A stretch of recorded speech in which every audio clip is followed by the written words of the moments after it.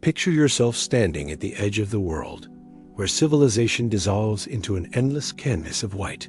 Above you, the Aurora Borealis begins its ancient dance ribbons of green and gold undulating across, a star-drunk sky like the breath of sleeping gods.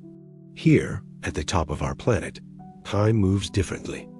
Minutes feel like hours, hours like heartbeats, and the very concept of day and night becomes meaningless in the embrace of polar twilight. This is the Arctic at winter's peak, where the sun has abandoned the horizon for months, leaving only the moon as silver glow and the aurora as ethereal shimmer to illuminate a landscape that seems carved from dreams.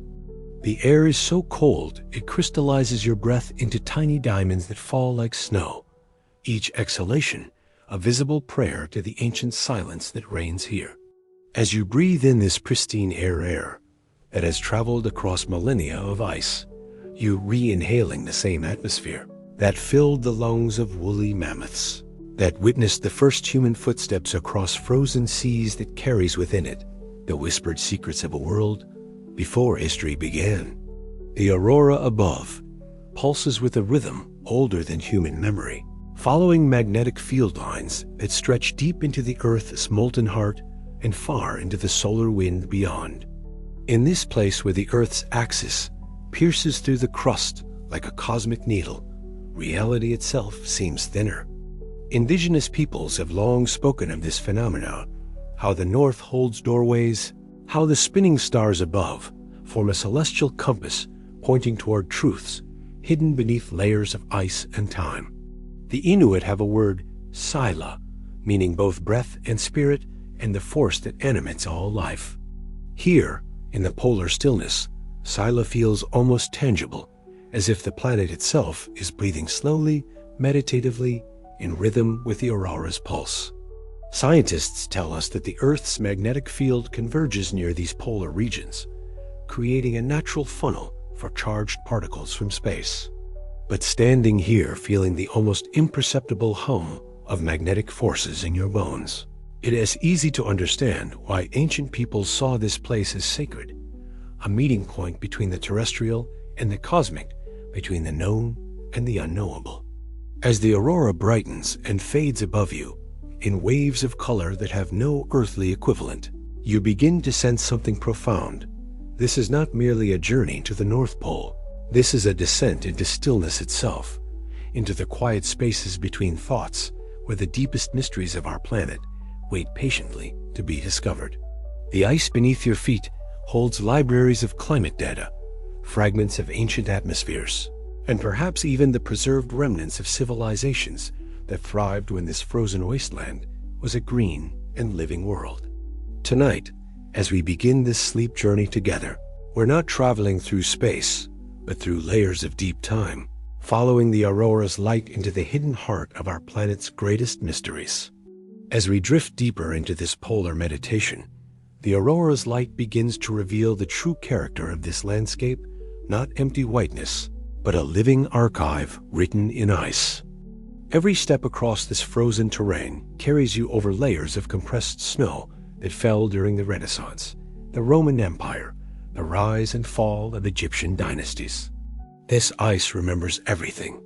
Scientists bore deep into these glacial layers, extracting cores that read like the Earth's diary written in crystals. Each annual layer captures the atmosphere of its time volcanic ash from eruptions that darkened medieval skies, dust from droughts that toppled civilizations, and bubbles of ancient air that once filled the lungs of Caesar and Cleopatra. But as the drill bits penetrate deeper, spinning through millennia, they sometimes encounter anomalies that conventional science struggles to explain. Dr. Elena Kozlova, working on the Greenland ice sheet project, once described pulling up a core section from approximately 15,000 years ago that contained particles unlike anything in the geological record, microscopic fragments that seemed almost artificially refined, arranged in patterns too regular for nature, yet too complex for any known natural process. When she published her findings, the scientific community largely dismissed them as contamination, But Elena kept samples locked away in her private collection, samples that seemed to shimmer with an inner light when viewed under certain conditions. The ice here isn't silent, it speaks in creaks and groans, a constant conversation between pressure and time. Indigenous hunters who have traveled these routes for generations report hearing other sounds in the ice, whispers in languages. They don't recognize melodic tones that seem to emerge from deep within the glacial mass, and sometimes on the clearest nights, when the aurora is strongest, what sounds almost like singing. Glaciologist Dr. James Mackenzie spent 3 years recording these acoustic phenomena. His hydrophones, buried deep in the ice, captured not just the expected sounds of thermal expansion and compression, but also low-frequency vibrations that pulsed in mathematical patterns. When he played these recordings at normal speed, they sounded like random noise. But when slowed down by a factor of 10, they revealed complex harmonic structures that resembled music more than geology. As you continue across this singing ice, imagine the stories trapped within each layer. The ice remembers the great warming periods when the Arctic bloomed with forests and grasslands. It remembers the sudden cooling that locked mammoths in permafrost so quickly that their last meals remained undigested in their stomachs for millennia. It remembers meteor impacts that scattered exotic materials across the polar regions, and it remembers periods of intense magnetic activity when the aurora blazed so brightly that it could be seen as far south as Egypt. Meanwhile, beneath your feet, the deepest layers of ice continue their slow journey toward the sea, carrying within them the compressed breath of extinct civilizations, the pollen of flowers that bloomed in Arctic summers tens of thousands of years ago, and perhaps other things, traces of a world that existed before the ice, before the forgetting, before the great silence that settled over the top of the world like a white shroud over sleeping giants. The aurora above continues its dance, and you begin to sense a connection between the lights in the sky and the whispers in the ice, as if both are expressions of the same ancient intelligence, the same planetary memory trying to tell us something about who we are and where we came from. As the aurora's light dims to a gentle glow, our journey takes us into the realm of those who first dared to map the map. Unmappable, the polar explorers, whose obsession with the far north bordered on the mystical. These were not merely men seeking fame or fortune, but pilgrims drawn to what medieval maps labeled as the edge of the world, where "here be dragons" marked the boundaries of human knowledge. The ancient Greek explorer Pytheas of Massalia sailed north around 325 BCE, beyond Britain, beyond the Shetlands, to a place he called Ultima Thule, the farthest land. His accounts speak of seas that were neither liquid nor solid, but something in between, like sea loam that could neither be walked upon nor sailed through. Modern scholars assume he encountered pack ice, but Pytheas's descriptions suggest something more mysterious, a threshold state between elements, a place where the normal rules of matter seem suspended. Centuries later, when Viking explorers pushed into these same waters, their sagas spoke not just of ice and cold, but of optical phenomena that defied explanation: ghost ships floating upside down in the sky, multiple suns burning simultaneously on the horizon, and islands that appeared and disappeared like mirages. The Norse called these visions Morgana, after the sorceress Morgan le Fay, believing them to be glimpses of other worlds, bleeding through the thin boundary between realities that existed in the far north. But it was the 19th century obsession with the open polar sea that revealed the true depth of the North as hold on human imagination. Despite mounting evidence of perpetual ice, explorers like Elisha Kent Kane and Isaac Israel Hayes remained convinced that beyond the barrier of pack ice lay a warm, navigable ocean surrounding the North Pole. This wasn't mere scientific error, it was based on carefully documented observations of birds migrating northward in winter, of driftwood from temperate trees washing up on Arctic shores, and of Inuit testimonies about ancestors who had traveled to warm lands in the far north. Dr. Augustus Petermann, the famous German cartographer spent decades creating increasingly detailed maps of this theoretical polar sea, incorporating reports from whalers, fur traders, and indigenous peoples into elaborate charts that showed islands, currents, and harbors and regions that modern satellites reveal as solid ice. Were these maps purely fictional, or were they based on inherited knowledge from a time when the polar regions were indeed ice-free? The most intriguing figure in this cartographic mystery was Gerard Mercator himself, creator of the map projection that bears his name. His 1569 world map shows the North Pole not as ice, but as a dark landmass divided by 4 rivers flowing toward a circular sea. He claimed this information came from ancient sources, and specifically mentioned a text called Inventio Fortunata, written by a Franciscan friar who allegedly traveled to the Arctic in the 14th century.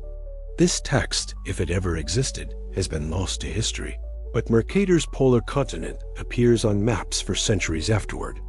As we drift through this landscape of ice and imagination, consider the possibility that these early cartographers weren't creating fiction, but preserving memory-inherited knowledge of a time when the Arctic was indeed open water, when civilizations might have flourished in the far north, before the ice advanced and the great forgetting began. Their maps might not show the North Pole as it is, but as it was, when the Aurora danced over green lands and warm seas that are now locked beneath miles of ice. The Aurora brightens again above us, as if responding to these thoughts, and in its shifting patterns, you might almost see the ghost of those ancient maps come alive, phantom coastlines and vanished islands flickering in the northern lights. As we journey deeper into the polar night, our path takes us to one of the Arctic's most enduring mysteries, the belief that vast entrances to an inner world lie hidden somewhere near the poles. This isn't merely the stuff of science fiction, but a hypothesis that has captivated scientists, explorers, and governments for over 2 centuries, leaving a trail of expeditions, theories, and classified documents that stretch from the Napoleonic era to the dawn of the space age. The modern Hollow Earth theory began with Captain John Cleves Sims Jr., a veteran of the War of 1812, who became convinced that the Earth was hollow with openings at both poles. In 1818, he sent a circular to learned institutions worldwide declaring, "I pledge my life in support of this truth, and am ready to explore the hollow if the world will support and aid me in the undertaking." His conviction was so complete that he spent his fortune promoting expeditions to find these polar entrances, and his ideas influenced Edgar Allan Poe's novel, The Narrative of Arthur Gordon Pym and Jules Verne, his Journey to the Center of the Earth. But Sims wasn't working in isolation. His theories built upon centuries of European legends about underground realms, from Plato's Atlantis, existing in caverns beneath the earth, to medieval tales of vast subterranean kingdoms, accessible through polar regions. What made Sims different was his attempt to ground these legends in emerging scientific understanding of planetary formation and gravitational forces. Dr. Cyrus Reed, Teed, a respected physician and inventor, developed an even more radical version of the theory, proposing that we live on the inner surface of a hollow sphere, with the universe existing in the cavity at the center. Teed's cellular cosmogony attracted thousands of followers and led to the establishment of a utopian community in Florida that persisted well into the 20th century. His followers conducted elaborate experiments attempting to prove the Earth's concavity, including a famous geodetic survey along the Gulf of Mexico that seemed to support their claims. The hollow Earth hypothesis gained renewed attention during World War II, when rumors circulated about Nazi expeditions to both poles searching for entrance points to an inner world where they might establish secret bases. While much of this remains in the realm of conspiracy theory, recently declassified documents reveal that several major powers did indeed conduct unusual polar research during this period, often under the cover of meteorological or magnetic studies. Admiral Richard Byrd's Antarctic expeditions added another layer to the mystery. His flight over the North Pole in 1926 was followed by increasingly secretive missions. And his personal diary, whether authentic or fabricated, contains descriptions of flying over ice-free lands populated by advanced beings. While mainstream historians dismiss these accounts, the fact remains that Byrd's later expeditions were heavily classified, and many of his polar photographs and measurements remain sealed in government archives. Modern geophysics has mapped the Earth's interior using seismic waves, revealing a complex structure of solid and liquid layers that seems to preclude large hollow spaces. Yet even today, vast cavern systems are being discovered from the recently mapped Mammoth Cave network that extends over 400 miles underground to the enormous crystal caverns found beneath Mexico's Naka mine. The Earth, it seems, is far more hollow than we once imagined, riddled with spaces that could theoretically support entire ecosystems in perpetual darkness. As we continue across the ice, with the Aurora painting geometric patterns overhead, consider the psychological appeal of the hollow Earth hypothesis. Perhaps it represents more than scientific error. Perhaps it expresses a deeper truth about the nature of reality itself, the sense that beneath the surface of things lies another world, entirely one that can only be accessed through doorways hidden in the most remote places on Earth. The magnetic compass in your pocket spins wildly here, responding to forces deep within the planet. And you can't help but wonder what other instruments might react strangely in this place, where the Earth as hidden nature comes closest to the surface. The aurora above us intensifies, and with it comes an almost imperceptible shift in the very fabric of space around us. Here, near the magnetic North Pole, we stand beneath what ancient peoples called the crown of the world, the point where the Earth's magnetic field lines converge and dive deep into the planet's molten heart. But this crown is not fixed. It wanders across the Arctic landscape like a restless spirit, moving faster each year in ways that challenge our understanding of planetary dynamics. When James Clark Ross first located the magnetic North Pole in 1831, it rested on the Boothia Peninsula in northern Canada. Today, that same magnetic pole has traveled over 1,400 miles toward Siberia, accelerating from a leisurely 9 miles per year to a rapid 34 miles annually. Scientists explain this as the result of complex fluid motions within the Earth's outer core, where churning liquid iron generates the magnetic field that protects us from cosmic radiation. But the speed of this recent acceleration has surprised even experts, suggesting forces at work that we don't fully understand. Dr. Arnaud Choliat, who monitors global magnetic field changes at the National Oceanic and Atmospheric Administration, describes the phenomenon as if someone is stirring the pot of liquid metal that generates the Earth's magnetic field, and that stirring is getting more vigorous. The magnetic field itself is weakening. It has lost about 9% of its strength over the past 180 years, while simultaneously developing anomalies like the South Atlantic anomaly, where the field is so weak that satellites regularly malfunction when passing overhead. Indigenous peoples of the Arctic have long spoken of this magnetic restlessness in different terms. The Inuit describe the aurora as aksariat, the spirits of those who died violently, dancing in the sky above the place where the Earth's soul touches the heavens. Siberian shamans speak of the world tree, whose roots extend deep into the planet's core and whose crown forms the aurora, swaying in response to cosmic winds that blow between the worlds. These aren't primitive superstitions, but sophisticated metaphors for phenomena that modern science is only beginning to understand. Recent research has revealed that the Earth's magnetic field isn't simply a dipole like a bar magnet, but a complex dynamic system that includes flux patches of reversed polarity on the core mantle boundary. These patches, each larger than continents, move and merge and split apart in patterns that seem almost organic. Dr. Phil Livermore at the University of Leeds describes them as weather systems in the Earth's core, driven by heat and chemical gradients that we can only infer from their magnetic signatures. But perhaps the most intriguing aspect of magnetic pole wandering is its correlation with other planetary cycles. Ice core data shows that periods of rapid magnetic change often coincide with climate shifts, mass extinctions, and cultural upheavals in human societies. The last major magnetic reversal occurred 780,000 years ago, but the current weakening and wandering suggest we might be entering another period of magnetic instability that could last thousands of years. As you stand beneath this shifting magnetic crown, feeling the aurora's light wash over you in waves of green and gold, imagine the Earth's core as a vast heart beating with electromagnetic rhythms that influence everything from bird migration to human consciousness.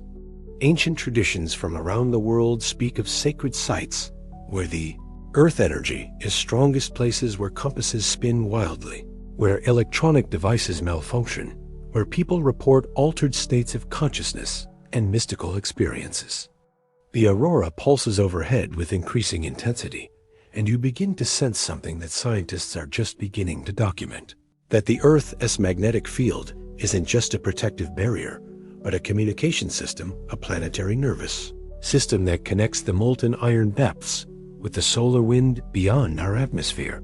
We live within this magnetic embrace, our own bioelectric fields synchronized to rhythms that began when the planet first formed, and that will continue long after human civilization has passed into memory. Meanwhile, deep beneath the ice, the magnetic North Pole continues its inexorable journey toward Siberia, following currents of liquid metal that flow in patterns no human has ever seen, carrying within them the pulse of a planet that is far more alive than we ever imagined. As the aurora begins to dim into the deeper hours of polar night, our journey takes us into the realm of memory itself. Not human memory, but the ancient recollections preserved in stone and ice, and in the oldest stories ever told. Here, beneath the shifting lights of the northern sky, we encounter one of humanity's most persistent legends, Hyperborea, the luminous land beyond the north wind that Greek poets described as a paradise where the sun never set and death came only to those who chose it. Pindar wrote of this mysterious realm in his 10th Pythian ode, describing a land where neither by ship nor on foot could you find the marvelous road to the assembly of the Hyperboreans. Herodotus, the father of history, mentioned Hyperborean priests who traveled south to deliver sacred offerings to Apollo at Delos, while Pliny the Elder spoke of Hyperboreans living for 1,000 years in cities built from gold and crystal, accessible only through vast caverns that opened near the world's northern rim. For centuries, scholars dismissed these accounts as pure mythology, beautiful poetry with no basis in geographical reality. But recent Arctic seabed mapping has revealed something extraordinary. Vast plateaus and mountain ranges that once stood above sea level, submerged now beneath hundreds of feet of icy water. The Lomonosov Ridge stretches for 1,100 miles across the Arctic Ocean floor, a former landmass that connected Siberia to Greenland in an unbroken chain of islands and peninsulas. Dr. Martin Jacobson of Stockholm University, who has spent 2 decades mapping the Arctic Ocean floor, describes these submerged features as a lost world of mountains and valleys that once hosted ecosystems we can barely imagine. Sediment cores from these underwater highlands contain pollen from temperate forests, indicating that as recently as 10,000 years ago, parts of the high Arctic supported vegetation that would be at home in modern-day Scotland or Norway. The Mendeleev Ridge, another massive undersea formation, shows evidence of having been above water even more recently. Seismic surveys reveal river channels carved into its slopes, evidence of flowing water that could only have existed if these mountains once stood in the open air. Marine geologist Dr. Bernard Coakley notes that the ridge's topography includes features that look remarkably like the ruins of ancient terraced settlements, though he is quick to add that these are almost certainly natural formations shaped by glacial action. But perhaps the most intriguing discovery came from the Gakkel Ridge, where researchers found evidence of massive freshwater lakes that existed on the Arctic Ocean floor when it was dry land. These lakes, according to sediment analysis, were surrounded by grasslands and forests that supported large mammal populations, including species of horses, camels, and elephants, specifically adapted to northern climates. The timeline for when these Arctic landmasses disappeared beneath the waves corresponds remarkably well with both the end of the last ice age and the beginning of recorded human civilization in places like Mesopotamia and Egypt. This raises a tantalizing question. Could the Greek legends of Hyperborea represent cultural memories of actual Arctic civilizations that were displaced by rising sea levels and advancing ice? Genetic studies of circumpolar peoples reveal migration patterns that seem to support this possibility. The Sami of northern Scandinavia, the Inuit of North America, and various Siberian tribes share genetic markers that suggest common ancestors who lived in the high Arctic during a last interglacial period when global temperatures were significantly warmer than today. As we continue across the ice, imagine this landscape as it might have appeared 12,000 years ago. Green islands connected by land bridges, rivers flowing northward into warm Arctic seas, and perhaps cities built by peoples who understood the aurora, not as a pretty light show, but as a manifestation of planetary forces that could be harnessed and directed. The aurora brightens again overhead, and in its shifting patterns, you might almost see the ghost of that vanished world, the shadow of Hyperborea, flickering in the northern lights, waiting patiently beneath the ice for the next great warming, when the land will rise again from the sea and the forgotten cities will emerge into a new golden age of eternal summer. Our journey takes us now into deep time, to an epoch when the aurora danced over a very different Arctic, a green world where mammoths trumpeted across flower-filled meadows and ancient peoples built their homes beneath skies that knew both summer warmth and winter aurora displays. The frozen carcasses emerging from Siberian permafrost tell a story that challenges everything we thought we knew about climate, civilization, and the stability of our planet's environment. In 1977, gold miners working along the Kolyma River in northeastern Siberia discovered Dima, a baby mammoth so perfectly preserved that its stomach still contained its mother's milk, mixed with buttercups and wild beans. The preservation was so complete that scientists could identify the pollen grains the mammoth had inhaled in its final breath's pollen from temperate flowers that do and grow within 1,000 miles of where Dima was found. This wasn't gradual climate change. This was a world that died suddenly, frozen in the middle of summer. Dr. Dale Guthrie, who spent decades studying these freeze-dried specimens, describes a lost ecosystem he calls the Mammoth Steppe, vast grasslands that supported not just mammoths, but horses, bison, lions, and rhinoceroses in the Arctic regions. Carbon dating shows that these animals lived and died as recently as 4,000 years ago, long after the pyramids were built, when the Arctic still supported grasslands rich enough to feed megafauna that required hundreds of pounds of vegetation daily. The mystery deepens when we examine the mammoth carcasses themselves. Many show signs of having been flash frozen while still standing upright, their blood flash frozen in their veins, their final meals of tropical and temperate plants still being digested in their stomachs. The Berezovka mammoth, discovered in 1900, had buttercups between its teeth and in its stomach flowers that bloom only in summer, yet it died in permafrost that has remained frozen for millennia. Recent analysis of mammoth DNA has revealed something even more startling. These creatures possess genetic adaptations for both extreme cold and moderate warmth, suggesting they lived through rapid climate fluctuations that modern elephant species couldn't survive. Dr. Love Dallen's team at the Swedish Museum of Natural History found evidence that mammoth populations underwent severe genetic bottlenecks, sudden population crashes followed by rapid recovery, approximately every 25,000 years, as if they were repeatedly surviving near-extinction events caused by catastrophic climate shifts. But the mammoths weren't alone in this vanished Arctic paradise. Pollen samples from cores drilled through the permafrost reveal forests of birch, pine, and spruce extending far north of the modern tree line, accompanied by understory plants that today grow only in temperate latitudes.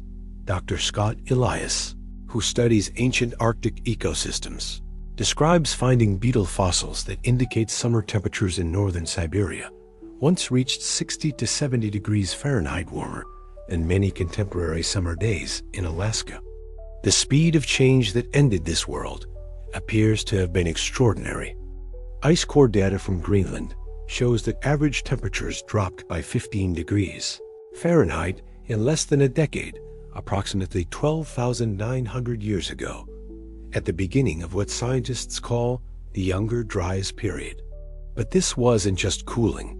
It was a complete reorganization of global weather patterns that turned grasslands into tundra and forests into ice sheets almost overnight. Indigenous oral traditions from across the Arctic preserve memories of this transformation. The Nenets of Siberia tell stories of ancestors who lived in the time of the green lands when reindeer grazed on grass instead of lichen, and summer lasted for most of the year. Inuit legends speak of elders who remembered when their ancestors grew crops in the far north and built permanent settlements where now only ice remains. As we move deeper into the polar night, imagine this landscape as it existed in mammoth times. Vast herds moving across flowering meadows beneath the Aurora human settlements, along riverbanks that are now buried beneath permafrost, and perhaps temples and monuments built by peoples who understood that their green world existed at the mercy of forces far greater than themselves, forces that could transform paradise into wasteland in a single generation. The aurora pulses overhead with ancient rhythms, and you begin to sense that these lights witnessed the great dying when the mammoth steppe vanished beneath advancing ice, and the survivors fled south with memories of a northern homeland that would live on only in legend and dream. Above us, the aurora continues its eternal dance, but now we begin to see it with different eyes, not just as a beautiful light show, but as part of a vast celestial clock that has guided navigation, marked seasons, and perhaps encoded messages from ancient civilizations for thousands of years. Here at the top of the world, where the stars never set, but instead wheel in endless circles around the celestial pole, the sky itself becomes a library written in light and stellar motion. The North Star, Polaris, sits almost motionless at the center of this cosmic carousel, while all other stars rotate around it in perfect circles that complete their revolution once each day. But what makes the Arctic unique is that this stellar rotation never stops. There is no rising or setting, just continuous circular motion that creates a natural star clock, visible 24 hours a day during the long polar night. Ancient navigators recognized this immediately, and cultures from around the world developed sophisticated methods for reading time, direction, and seasonal changes from these circumpolar constellations. Dr. Clive Ruggles, who studies ancient astronomical sites, has documented over 400 stone circles, standing stones, and architectural alignments around the Arctic that appear to track not just the sun and moon, but specific circumpolar star patterns. The mystery is that many of these alignments were built during warmer periods when the Arctic supported substantial populations, but they recalibrated for stellar positions that would not have been visible from those latitudes during the construction periods due to precession, the slow wobble of Earth's S-axis that changes which stars appear at which locations over thousands of years. The Sami people of northern Scandinavia possess one of the world's most sophisticated traditional star catalogs, with over 200 named stellar objects and complex mythologies that encode precise astronomical observations. Their traditional drums, used by shamans for divination and healing, contain star maps that show the aurora as pathways connecting earthly locations with specific constellations. Dr. Tor Albt's research into these drums revealed that they function as three-dimensional star charts, showing not just star positions, but also the aurora as typical patterns and their correlation with seasonal changes and animal migrations. But perhaps the most intriguing aspect of Arctic astronomy is the relationship between the aurora and magnetic declination, the difference between magnetic north and true north. Ancient stone circles scattered across the Arctic show a puzzling characteristic. They reoriented not to magnetic north, which would have been the natural choice for people using magnetic compasses, nor to true north, but to declination angles that matched the aurora as most common appearance patterns during the periods when they were built. The Inuksut stone cairns built by Inuit peoples across the Arctic initially appeared to be simple navigation markers, but detailed analysis by archaeologist Dr. Norman Hallandy revealed a more complex pattern. These stone structures, when mapped across the landscape, form geometric relationships that mirror the aurora's magnetic field lines. More mysteriously, carbon dating shows that Inuksut were often built in locations where the aurora appeared most frequently during the construction period, but where it rarely appears today due to the wandering of the magnetic pole. Recent research by Dr. Melanie Windridge has shown that the aurora itself contains information, its movements, colors, and patterns correlate with solar wind conditions, magnetic field fluctuations, and even seismic activity deep within the Earth. If ancient Arctic peoples developed the ability to read these patterns, they would have possessed a real-time information system, connecting them to space weather, geological processes, and planetary magnetic cycles. The most remarkable discovery came from analyzing the orientations of ancient Arctic settlements. Dr. Thomas McGovern found that virtually all substantial archaeological sites above the Arctic Circle are positioned so that their main structures frame specific portions of the sky where the aurora appears most frequently. These aren't random choices. The statistical probability of such consistent alignment occurring by chance is less than 1 in 10,000. As the aurora intensifies above us, its green curtains rippling in mathematical patterns that seem almost like writing, consider the possibility that what we're witnessing isn't just a physical phenomenon, but a form of planetary communication that ancient peoples learned to read and interpret. The stones they left behind might not just mark their presence, but encode their understanding of cosmic cycles that we're only beginning to rediscover.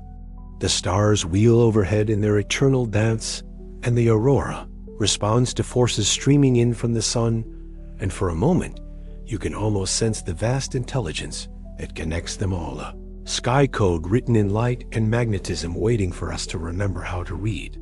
In the summer of 1847, a whaling ship called the Resolute pulled alongside an iceberg near Baffin Bay, its crew drawn by something that should not have existed in these empty waters, geometric patterns carved into the ice with a precision that spoke of human hands rather than wind and weather. Captain Jeremiah Blackwood lowered a boat and rowed close enough to sketch what he saw: spirals and straight lines forming complex designs that covered nearly the entire visible surface of the berg, as if someone had used the ice as parchment for an enormous manuscript written in an unknown script. Blackwood was a practical man, more concerned with whale oil than mysteries, but something about those patterns compelled him to spend 3 precious hours of Arctic summer daylight recording every detail he could observe.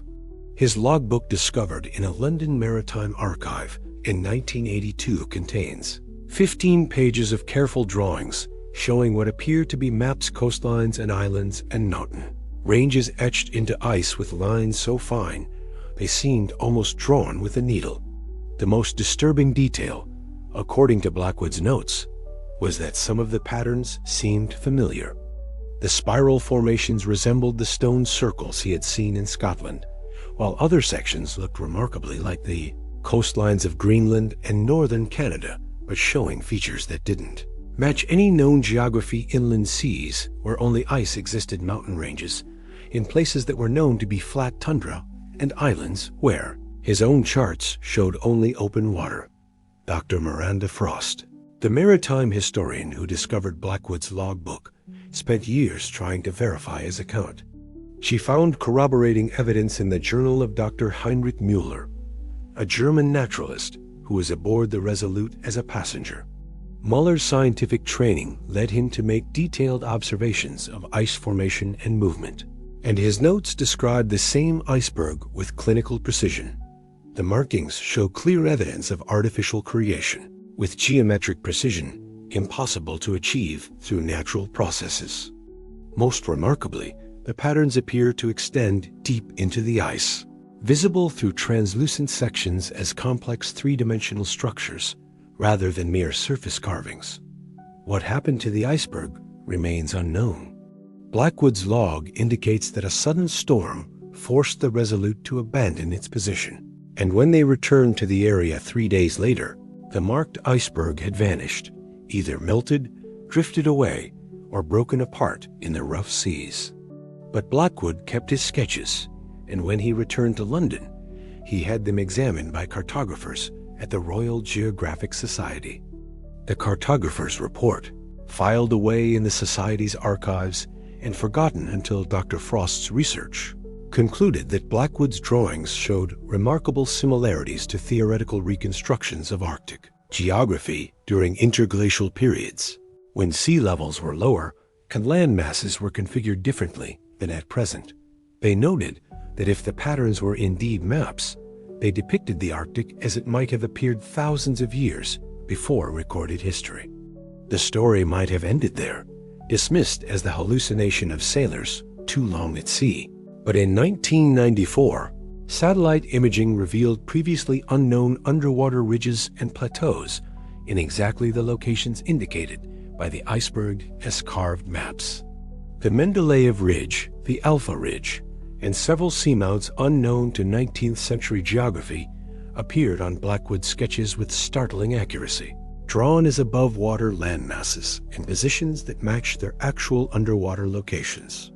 Dr. Frost's final report poses questions that remain unanswered. If the iceberg maps accurately depicted ancient Arctic geography, who created them? And how did they preserve such detailed geographical knowledge through millennia of climate change? The ice itself, according to isotope analysis of fragments, Blackwood preserved formed during the last interglacial period approximately 125,000 years ago, long before any known human civilization possessed the technology or knowledge to create accurate maps of the Arctic Ocean floor. As we continue our journey across the ice, the aurora brightening overhead in patterns that seem almost script-like, Blackwood's frozen map serves as a reminder that the Arctic holds secrets preserved in the most unlikely places, waiting for the right moment to surface from the depths of ice and time. As we journey deeper into the heart of polar night, our path leads us into the realm of humanity's oldest memories, creation myths, and cosmological stories that place the origin of life consciousness and divine order somewhere near the top of the world. These aren't merely primitive attempts to explain natural phenomena, but sophisticated cosmologies that encode precise astronomical observations and perhaps preserve memories of times when the Arctic was indeed the cradle of civilization. In Norse mythology, the world tree Yggdrasil grows from the center of the earth, with its roots extending through multiple realms and its crown reaching beyond the stars. But the most intriguing aspect of this cosmic tree is its location. It grows from Mimir's Well, which Norse sources consistently place in the far north, beneath the aurora-lit sky where the gods hold council. The tree itself is described as an ash whose branches form the framework of reality, with the aurora representing the light that flows along its trunk between the earthly and celestial realms. Dr. Maria Totter's comparative analysis of circumpolar mythologies reveals remarkable consistency in these world tree motifs. The Siberian Evenk people describe the shaman-esque tree, whose roots penetrate to the Earth's center and whose branches form the aurora. The Samoyed tribes speak of a cosmic birch tree that grows from the magnetic center of the world, while Inuit traditions describe Sedna's hair the Ezra, flowing from a central pole that connects the underwater realm of the dead with the sky realm of spirits. These mythologies aren't simply poetic metaphors. They contain precise astronomical information that suggests their creators possessed sophisticated understanding of polar phenomena. The Norse Eddas describe 9 worlds arranged around Yggdrasil in a pattern that precisely matches the appearance of circumpolar constellations as viewed from northern Scandinavia. The Siberian world. Tree myths include details about stellar precession, the slow wobble of Earth's S-axis, and would not be officially discovered by Western astronomy until the work of Hipparchus in ancient Greece. But perhaps the most significant aspect of these polar creation myths is their consistent description of a time before the current cosmic order, when the world tree was young and the northern lands were warm and fertile. The Voluspa, the Norse creation poem, describes this primordial time as one when the sun knew not her dwelling, the moon knew not his might, the stars knew not their places, a description that corresponds remarkably well with astronomical conditions during periods of rapid axial shift or magnetic pole reversal. Inuit cosmology places particular emphasis on the sky hole, an opening at the top of the world through which souls travel between the earthly and spirit realms. This opening is consistently identified with the aurora, which Inuit peoples describe as the breath of the dead dancing in the sky above the magnetic pole. But their traditions also speak of a time when this opening was much larger, when the aurora filled the entire sky and spirits could move freely between worlds. Dr. William Thalbitzer's work with Greenlandic Inuit elders in the early 20th century recorded detailed accounts of the time before the ice, when their ancestors lived in the far north in permanent settlements and possessed technologies that seem advanced even by modern standards. These stories describe devices that could predict aurora displays, weapons that could manipulate weather patterns, and most intriguingly, methods for using aurora energy to power mechanical apparatus. The most remarkable parallel comes from Hindu cosmology, which places Mount Meru, the axis of the universe, at the North Pole, with the aurora representing the divine light that flows along this cosmic axis. The Surya Siddhanta, one of the earliest Sanskrit astronomical texts, provides mathematical descriptions of aurora behavior that weren't duplicated in Western science until the 19th century. It describes the aurora as solar wind interacting with Earth's magnetic field at the poles, using Sanskrit terms that translate remarkably accurately to modern plasma physics terminology. Tibetan Buddhism preserves similar traditions in the concept of the northern Shambhala, a hidden kingdom located at the world's magnetic center where enlightened beings guard ancient wisdom until humanity is ready to receive it. The Kalachakra teachings describe this kingdom as existing, where the sun and moon circle overhead without setting, a perfect description of polar summer conditions, and protected by walls of light that could well describe aurora phenomena. As the aurora brightens above us, painting the ice in ethereal greens and golds, these ancient creation myths take on new significance. Perhaps they represent more than spiritual allegory.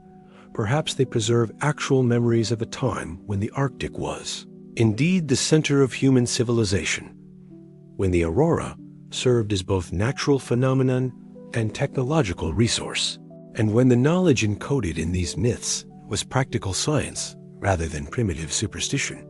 The lights dance overhead in patterns that seem almost linguistic, and you begin to sense that we're not just viewing a planetary magnetic phenomenon, but witnessing the same cosmic forces that inspired humanity's deepest understanding of creation, consciousness, and our place in the universe. As we stand beneath the wheeling stars and pulsing aurora, our journey takes us into one of geology's most profound mysteries, the possibility that the Earth's crust has shifted dramatically relative to its rotational axis within human memory, and that ancient structures around the world preserve evidence of these catastrophic movements. This isn't the gradual continental drift that operates over millions of years, but sudden crustal displacement that could transform global geography in a matter of decades or centuries. The theory of true polar wonder suggests that if sufficient mass accumulates in one region of the Earth as crust through ice sheet formation, massive volcanic eruptions, or large meteor impacts, the entire solid shell of the planet can shift to restore rotational balance. With the poles moving to new positions, while the interior maintains its original orientation. Dr. Adam Malouf at Princeton University has found geological evidence for several such episodes, including one approximately 84 million years ago, when the poles moved 40 degrees in less than a million years. But the most intriguing evidence comes from studying ancient structures that appear to be aligned with magnetic and rotational poles that don't match current positions. The Great Pyramid of Giza is oriented to cardinal directions with an accuracy of 3/60th of a degree precision that requires understanding of true north, more exact than most modern construction achieves. Yet when built around 2580 BCE, the pyramid's alignment would have been even more precise if true north had been located several degrees from its current position.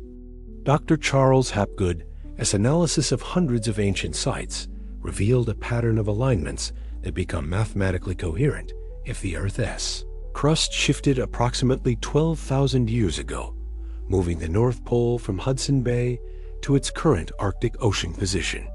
This dating corresponds precisely with the end of the Younger Dryas Cold period and the beginning of our current interglacial age, time when massive ice sheets rapidly melted and global sea levels rose by over 400 feet. The most compelling evidence comes from ancient maps that seem to show Antarctica without ice, with accurate coastlines and mountain ranges that were only rediscovered by modern survey techniques in the 1950s. Peary Ray's map of 1513, based on ancient sources, shows the Antarctic Peninsula with precise geographic detail, but positioned approximately 15 degrees north of its current location, exactly where it would appear if the Earth's crust had shifted since the map's original sources were created. Indigenous traditions from around the world preserve remarkably consistent accounts of these cosmic upheavals. Australian Aboriginal Dreamtime stories speak of a time when the sky fell and the Earth turned over, forcing survivors to rebuild their entire cosmology around new star patterns. Native American traditions describe the Great Shaking when mountains moved, oceans changed position, and the pole star shifted to a different location in the sky. The Hopi prophecies speak of 3 previous worlds that were destroyed by cosmic catastrophes, with survivors carrying knowledge into each new world. Their descriptions of the blue star Kashina that appears when the world is about to turn over again correspond remarkably well with astronomical conditions that would accompany crustal displacement events, changes in stellar positions, altered aurora patterns, and magnetic field fluctuations. Recent satellite measurements have detected ongoing polar motion at rates much faster than previously thought possible. The Chandler wobble, a natural oscillation in the Earth's rotational axis, has been behaving anomalously in recent decades, while GPS measurements show that both poles are moving at accelerating rates. The magnetic North Pole is racing toward Siberia at 34 miles per year, while the geographic pole has shifted toward Greenland at 4 inches per year since 2000. Dr. Leonid Lifshitz's analysis of ancient observatory sites reveals that structures like Stonehenge, Newgrange, and Angkor Wat contain astronomical alignments that were accurate for their construction periods, but become precise again when calculated for different pole positions. This suggests their builders possessed either incredibly advanced understanding of crustal displacement cycles or inherited this knowledge from earlier civilizations that experienced such events directly. The most mysterious aspect of this ancient knowledge is its preservation through oral traditions that maintained astronomical precision across millennia. The Dogon people of Mali possess detailed knowledge of Sirius B, a white dwarf star invisible to the naked eye, including its 50-year orbital period and its gravitational influence on Sirius A. They claim this knowledge came from teachers from the sky who visited during the time of turning when the stars changed their positions. As the aurora intensifies overhead, its magnetic dance, connecting us to forces deep within the Earth's core. Consider the possibility that these ancient structures and traditions represent more than primitive astronomy. They might be monuments to cosmic catastrophes that reshaped our world within human memory, built by survivors who understood that the Earth itself is far less stable than modern civilization assumes. The axis around which our world turns may not be as fixed as we believe, and the aurora above us might be more than beautiful lights. It might be a visual reminder of the planetary forces that have already transformed our world multiple times, and that continue to build toward the next great turning. Our journey through the polar night now takes us beneath the ice itself into hidden realms that satellite. Technology has only recently begun to reveal vast mountain ranges and ancient landscapes preserved under miles of ice that have remained untouched by human eyes for millions of years. These subglacial worlds represent some of Earth's last unexplored frontiers, and what scientists are discovering there challenges everything we thought we knew about planetary geology and the possibility of life in extreme environments. The Gamburtsov Mountains, buried beneath 2 miles of Antarctic ice, were discovered in 2008 by a team using ice-penetrating radar systems. What they found defied all expectations. Mountain range larger than the Alps, with peaks reaching over 11,000 feet, sharp ridges, and deep valleys that showed no signs of glacial erosion, despite being covered by ice for over 14 million years. Dr. Fausto Faraccioli, who led the international survey team, described the discovery as finding the Rockies beneath New York City. These mountains should not exist where they are, and they certainly shouldn't be so well preserved. But the Gamburtsov Range is just the beginning. Similar surveys in the Arctic have revealed equally mysterious formations beneath the ice sheets of Greenland and northern Canada. The Greenland subglacial highlands include mountain ranges, vast canyons deeper than the Grand Canyon, and what appear to be ancient river systems that flowed when the ice sheets were absent. Most intriguingly, these surveys have detected what researchers cautiously describe as geometric anomalies, formations beneath the ice that exhibit too much regularity to be natural geological features. Dr. Jonathan Bamber's team at Bristol University used gravity measurements and seismic data to map these subglacial landscapes in unprecedented detail. Their findings, published in highly technical journals that rarely attract public attention, describe structured formations beneath the Greenland ice sheet that exhibit architectural characteristics inconsistent with known geological processes. When pressed for clarification, Bamber acknowledged that some of these formations could be interpreted as artificial structures, but emphasized that natural explanations haven't been exhausted. The most extraordinary discovery came from the Subglacial Antarctic Mountains Research Expedition, which deployed autonomous underwater vehicles through hot water boreholes to explore subglacial lakes beneath the West Antarctic ice sheet. These vehicles discovered not just microbial life, but complex ecosystems that have evolved in complete darkness for millions of years, supported by geothermal energy from volcanic activity beneath the ice. Lake Vostok, buried beneath 2.5 miles of Antarctic ice, contains water that has been isolated from the surface world for over 15 million years. When Russian scientists finally penetrated to the lake in 2012, they found water temperatures of 50 degrees Fahrenheit despite the sub-zero surface conditions, supported by geothermal vents that create an environment capable of supporting complex life forms. More mysteriously, magnetic surveys of the lake bed show anomalies that suggest metallic structures, possibly natural mineral formations, but geometrically regular enough to raise questions. The biological discoveries from these subglacial environments have profound implications. Dr. John Priskew's research team found not just bacterial life, but complex cellular organisms with genetic structures unlike anything in surface ecosystems. Some of these organisms appear to use chemosynthesis processes that don't require sunlight and could theoretically support much larger life forms in the perpetual darkness beneath the ice. But perhaps the most intriguing aspects of these subglacial worlds are the acoustic phenomena that researchers have detected. Hydrophones deployed in subglacial lakes pick up sounds that don't match any known geological processes' rhythmic pulses, harmonic vibrations, and what Dr. Peter Doran describes as organized acoustic events that suggest complex interactions between multiple sources.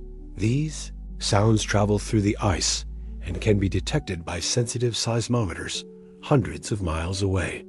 Indigenous traditions from both polar regions contain surprisingly detailed accounts of lands beneath the ice, where spirits of the ancestors dwell in permanent warmth, supported by fires that burn within the earth itself. Inuit legends speak of shamans who could travel through ice caves to reach these underground realms, while Siberian traditions describe entire civilizations that retreated beneath the ice during the Great Cooling and remain there, still waiting for the world above to warm again. As we continue across the surface ice, feeling the solid ground beneath our feet, it's humbling to realize that we're walking over hidden landscapes that might harbor life forms, geological processes, and perhaps even preserved remnants of earlier worlds that existed before the ice. The aurora above us penetrates deep into the ice sheet through complex electromagnetic interactions, and some researchers speculate that these energy flows might influence the mysterious ecosystems thriving in the darkness below. Recent climate change has begun to accelerate ice sheet melting, and within our lifetimes, some of these subglacial mysteries may finally be exposed to direct observation. What we find there may force us to rewrite not just geology textbooks, but our understanding of life's tenacity and the possibility that our planet harbors entire hidden worlds that have been evolving in isolation for millions of years. The ice beneath our feet suddenly feels less like solid ground and more like a thin barrier separating us from realms that might be more alien than anything we expect to find on other planets. In March 1959, Soviet meteorologist Viktor Antonov arrived at Weather Station 77, a remote installation on an ice floe 400 miles from the North Pole, to relieve the previous team and continue the important work of monitoring Arctic weather patterns during the height of the Cold War. What he found there would haunt him for the rest of his life, though his official reports, buried in Moscow archives for decades, contained only the barest hints of what actually occurred during his 6-month rotation. The station consisted of 3 prefabricated buildings connected by ropes to prevent the team from becoming lost during blizzards. Antonov's predecessor, Dr. Mikhail Volkov, had left detailed logs of temperature, wind, and atmospheric pressure readings, but scattered throughout the meteorological data were increasingly frequent mentions of magnetic anomalies and unusual compass behavior. The final entry, dated 2 days before Antonov's arrival, simply read, "The silence is getting louder. The instruments know something we don't." Antonov initially dismissed these cryptic notes as symptoms of polar madness, psychological breakdown that sometimes afflicted isolated researchers during the long Arctic night. But within his first week at the station, he began experiencing the same phenomena that had apparently troubled Volkov.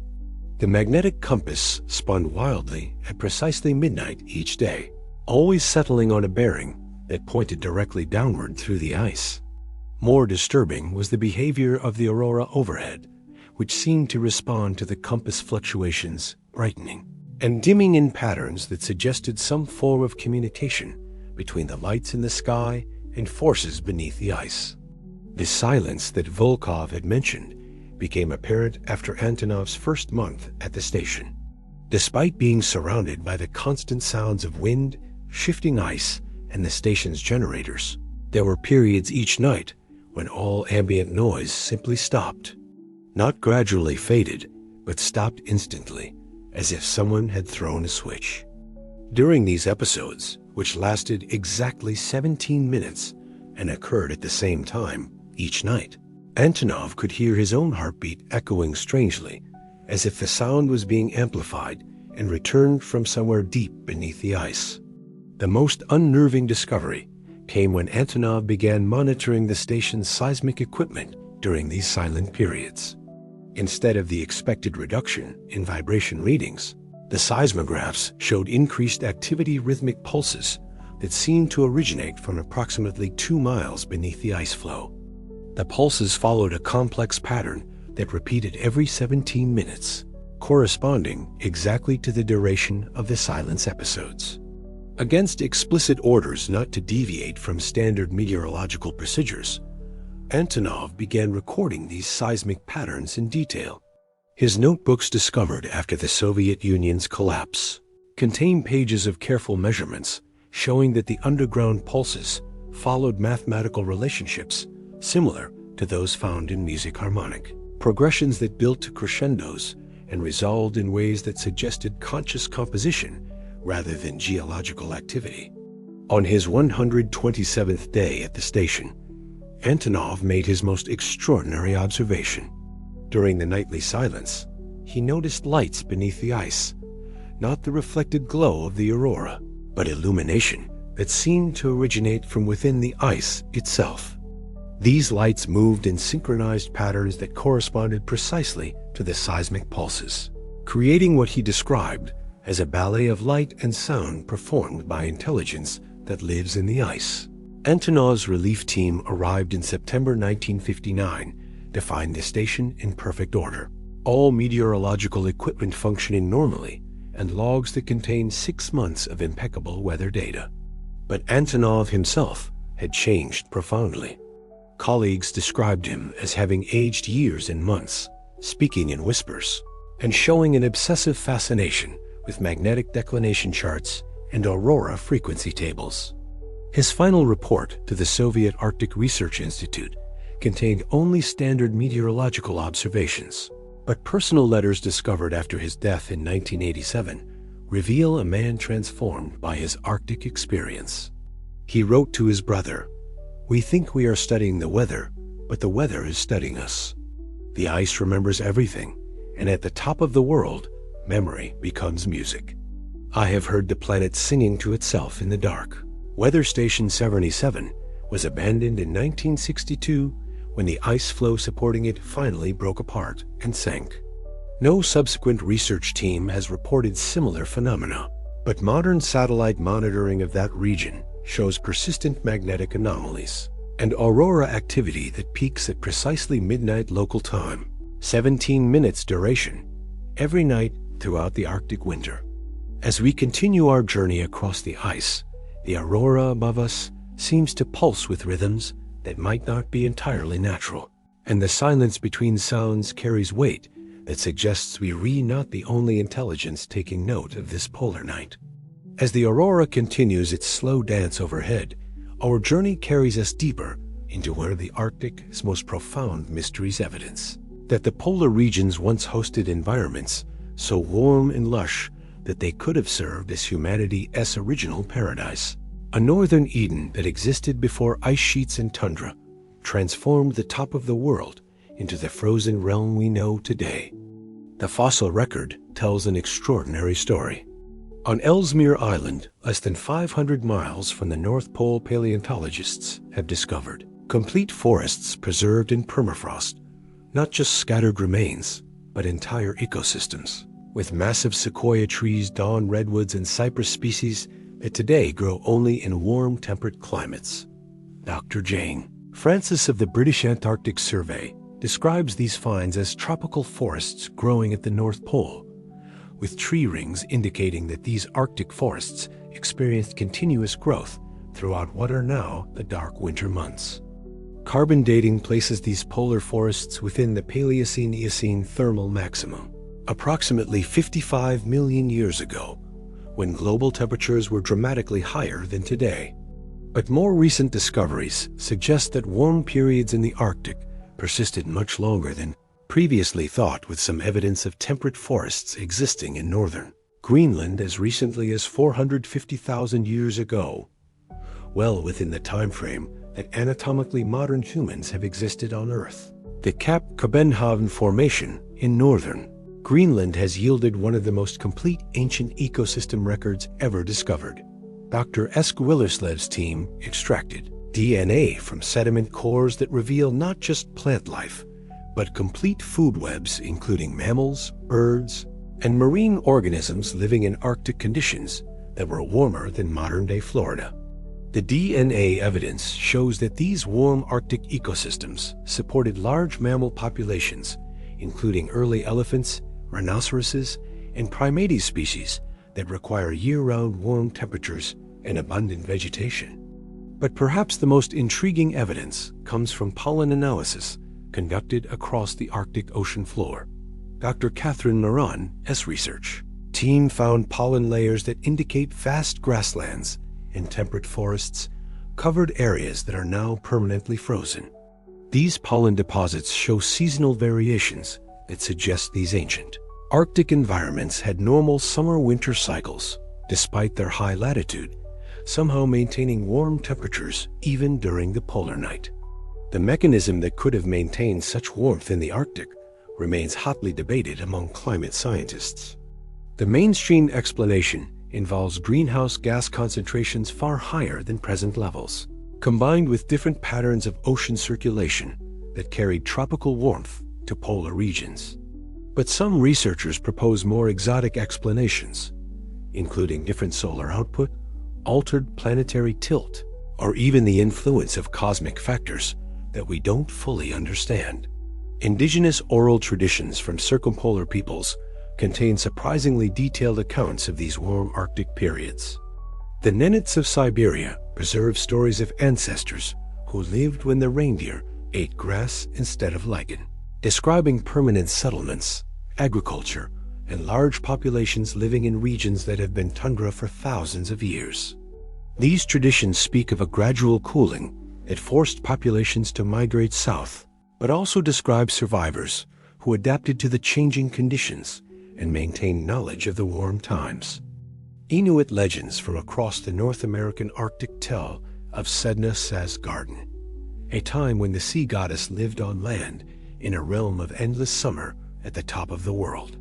These stories describe elaborate cities built on islands that are now submerged beneath the Arctic Ocean, populated by peoples who possessed advanced understanding of astronomy, engineering, and what modern listeners might interpret as technology. The cooling that ended this golden age is attributed to cosmic forces, changes in the relationship between Earth and sky that forced Sedna to retreat beneath the waves. Recent archaeological discoveries add weight to these traditional accounts. The Zhukov site in the East Siberian Arctic has yielded evidence of sophisticated prehistoric settlements that existed during brief warm periods, including advanced tool technologies, evidence of long-distance trade networks, and astronomical observation sites that suggest these Arctic peoples possessed scientific knowledge comparable to contemporary civilizations in warmer latitudes. Dr. Dennis Jenkins' work on early Arctic settlements reveals construction techniques and site planning that suggest intimate knowledge of polar conditions and sophisticated adaptation to extreme environmental variations. These sites show evidence of peoples who lived through the transition from warm to cold conditions, developing technologies and cultural practices that allowed them to thrive during both climatic phases. The geological evidence suggests that these warm Arctic periods ended suddenly rather than gradually. Ice core data from Greenland shows temperature drops of 10 to 15 degrees Fahrenheit occurring within decades, accompanied by dramatic changes in precipitation patterns and ocean circulation. Such rapid climate change would have been catastrophic for established civilizations, forcing mass migrations and cultural collapse on a scale that would live on in collective memory for millennia. As we continue across the ice, warmed by our imagination of the lush forests and temperate seas that once existed here, the aurora above takes on new meaning. Perhaps these lights witnessed the great gardens of the North, the cities and civilizations that flourished when the Arctic was humanity's first homeland, before the ice advanced and the great forgetting began. The frozen ground beneath our feet might conceal not just fossils and pollen, but the ruins of humanity's original paradise, waiting for the next warm period to melt the ice and reveal what we have lost to the cold and time. Our journey through the polar night now brings us to one of the most dramatic chapters in Earth's recent history, the catastrophic end of the last ice age. Approximately 12,000 years ago, when massive ice sheets that had covered much of North America and Europe suddenly collapsed, raising global sea levels by over 400 feet and potentially erasing entire civilizations beneath the waves. This wasn't gradual warming, but a planetary transformation so rapid and violent that it may have reset human civilization entirely, leaving only fragments of memory preserved in flood myths and legends of lost homelands. The Younger Dryas period, beginning around 12,900 years ago, represents one of the most abrupt climate changes in Earth's history. Ice core data from Greenland shows that average temperatures dropped by 15 degrees Fahrenheit in less than a decade, plunging the northern hemisphere back into neoglacial conditions, just as the Ice Age appeared to be ending. But then, equally suddenly, temperatures rebounded around 11,700 years ago, launching the current warm period with temperature increases that occurred faster than the resolution of our measurement techniques can detect. Dr. Richard Alley, who has studied these ice cores for decades, describes the transition as like a switch being thrown. The climate system reorganized itself completely in a matter of years, maybe even months. The speed of change was so rapid that ecosystems couldn't adapt, leading to mass extinctions of megafauna across the northern hemisphere. Woolly mammoths, giant ground sloths, and saber-toothed cats all disappeared during this period, along with the human cultures that had coexisted with them for millennia. But the most dramatic consequence was the collapse of the Laurentide ice sheet, which covered most of Canada and the northern United States with ice up to 2 miles thick. When this ice sheet destabilized, it didn't melt gradually. It collapsed catastrophically, releasing torrents of meltwater that carved the Great Lakes, created the channeled scablands of Washington state, and flooded vast areas of what is now the continental shelf beneath hundreds of feet of seawater. Marine archaeologist Dr. Glenn Milne's computer models show that if advanced civilizations had existed on the continental shelves during the Ice Age, when sea levels were 400 feet lower than today, they would have been completely submerged during the post-glacial flooding. Areas that are now ocean floor were once river valleys, coastal plains, and island chains that could have supported large populations and sophisticated societies. The flooding wasn't limited to coastal areas. The collapse of ice dams holding back massive glacial lakes created floods of biblical proportions across the interior of North America. Lake Missoula, impounded behind an ice dam in Montana, contained more water than Lakes Erie and Ontario combined. When the dam failed, the entire lake emptied in a matter of days, creating floods that carved Grand Canyon-sized gorges across Washington state and deposited car-sized boulders hundreds of miles from their source. Similar catastrophic flooding occurred across northern Europe when the Baltic ice lake, impounded by ice sheets across Scandinavia, suddenly drained when the ice barriers collapsed. The North Sea, which had been dry land during the Ice Age, was flooded so rapidly that human settlements were buried beneath marine sediments with no time for evacuation. Recent sonar surveys of the North Sea floor have revealed what appear to be stone circles, field boundaries, and settlement patterns preserved beneath the waves. Indigenous traditions from around the world preserve remarkably consistent accounts of these great floods. Native American peoples from across North America tell of ancestors who lived in a previous world that was destroyed by rising waters, forcing survivors to flee to higher ground and rebuild their civilizations from scratch. Australian Aboriginal traditions speak of the Great Flood that covered the lands where their ancestors lived, while Norse mythology describes Ragnarok, the twilight of the gods, as a period of catastrophic flooding followed by the emergence of a new world. The Sumerian epic of Gilgamesh, the biblical account of Noah's flood, and Hindu traditions of cyclic world destruction all describe global flooding that destroys previous civilizations while allowing small groups of survivors to preserve essential knowledge for the next world age. The consistency of these accounts across cultures that had no contact with each other suggests they may represent cultural memories of actual events rather than purely mythological narratives. But the Great Melt didn't just cause flooding, it also triggered massive changes in Earth's magnetic field and rotational dynamics. The rapid redistribution of ice mass as the ice sheets collapsed altered the planet's moment of inertia, causing the axis of rotation to shift and creating the conditions for crustal displacement events. Magnetic declination records show severe instabilities during the post-glacial period, with the magnetic poles wandering erratically before stabilizing in their current positions. Dr. Paul Laviolette has research into this period suggests that the rapid climate changes were triggered by cosmic factors, a massive solar outburst or galactic superwave that destabilized Earth's climate system and caused a rapid melting of ice sheets. His analysis of ice core chemistry shows elevated levels of cosmic dust and radioactive isotopes during the transition period, evidence that Earth was subjected to intense radiation from space during the collapse of the Ice Age. As we continue across the ice, feeling the solid firmness beneath our feet, it's sobering to realize that similar ice sheets once covered vast areas of the inhabited world, and that their collapse created changes so dramatic that they might explain why human civilization appears to begin suddenly around 10,000 years ago, not because humans suddenly became capable of civilization, but because the Great Melt destroyed whatever civilizations existed before, leaving only scattered survivors to rebuild from ruins buried beneath rising seas. The aurora above us continues its eternal dance, the same lights that witnessed the Great Melt and the Great Forgetting when the Ice Age ended not. With a whimper, but with floods that reshaped continents and perhaps erased entire chapters of human history beneath the waves.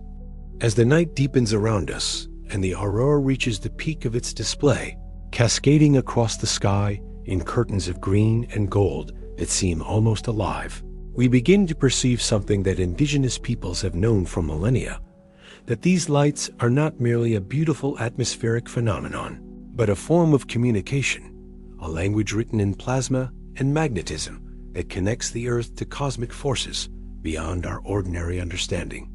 Modern science explains the aurora as the result of charged particles from the solar wind interacting with Earth's magnetic field, creating luminous displays when these particles collide with atmospheric gases at altitudes of 60 to 400 miles above the surface. But this mechanical explanation, while accurate, captures only the most superficial aspect of a process that quantum physicists are beginning to recognize as far more complex and purposeful than previously imagined.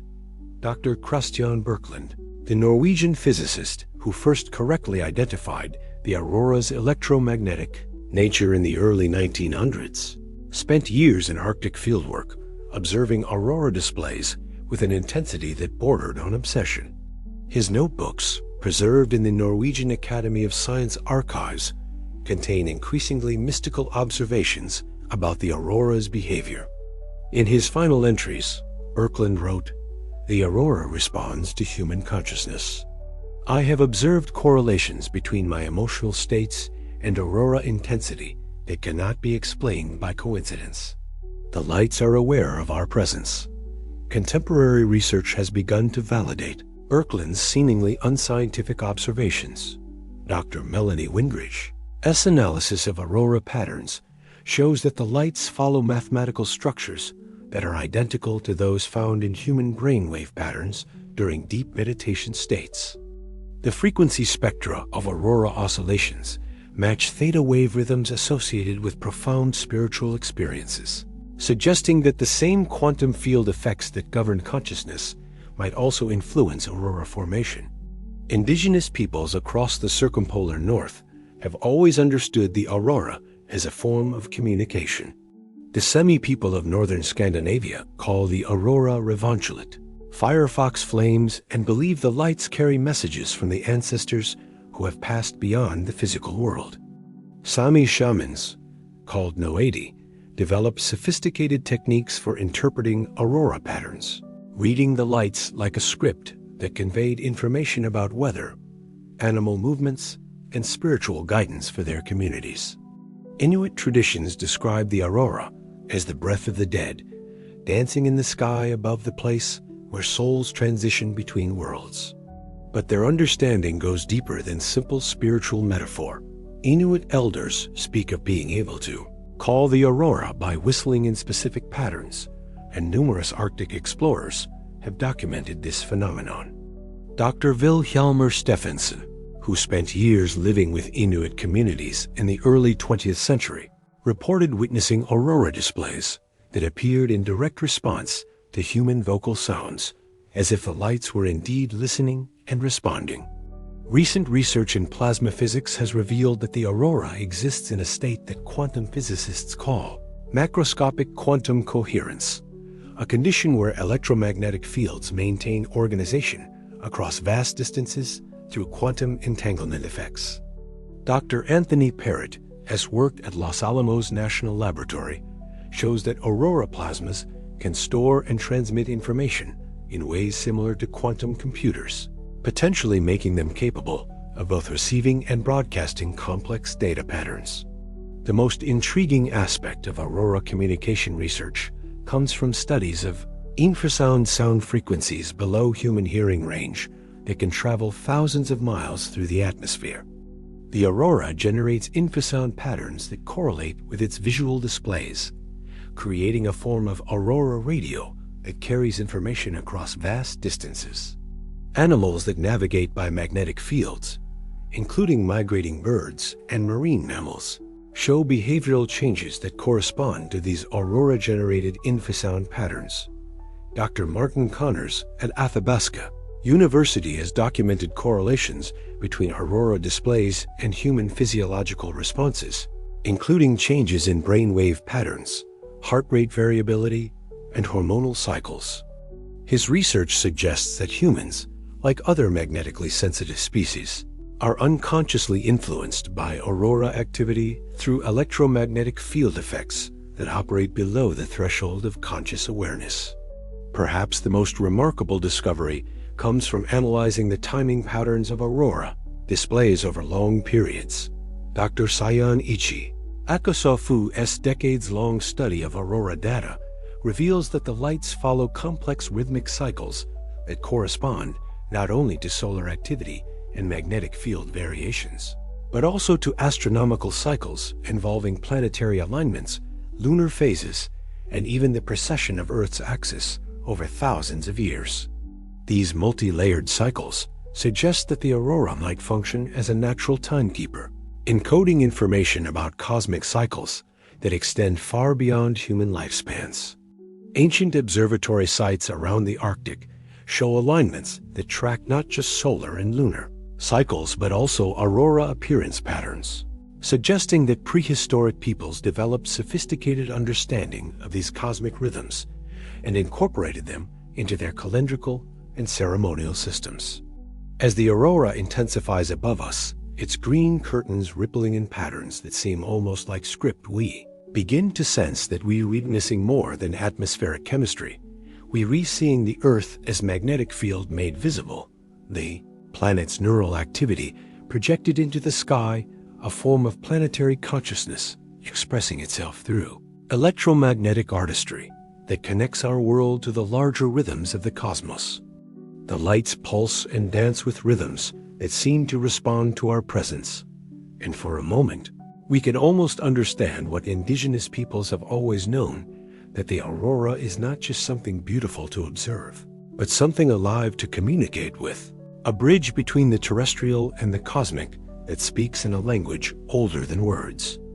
Beneath our feet, locked within the ice that stretches endlessly toward the horizon, lies the most complete library of Earth's history ever preserved, a crystalline archive that contains not just climate data and atmospheric samples, but potentially the preserved remnants of life forms, genetic material, and even technological artifacts from civilizations that existed long before recorded history began. These cryo-archives, as scientists have begun calling them, represent one of the most extraordinary repositories of information on our planet.